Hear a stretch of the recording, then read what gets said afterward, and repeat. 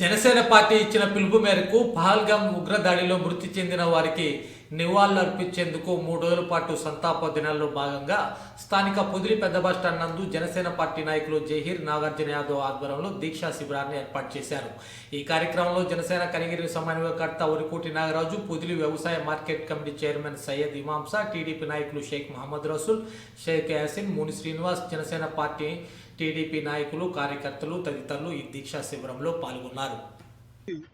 Janasena party తరఫున ఆంధ్ర రాష్ట్ర మొత్తం అలాగే తెలంగాణలో నిరసన కార్యక్రమం తెలుపుతూ ఈరోజు పొదిలిలో జహీర్ గారి ఆధ్వర్యంలో పొదిలి నడి రోడ్డున ఆ ఉగ్రవాద దాడిని ఖండిస్తూ నిరసనగా ఈరోజు మౌన దీక్ష చేయడం జరిగింది.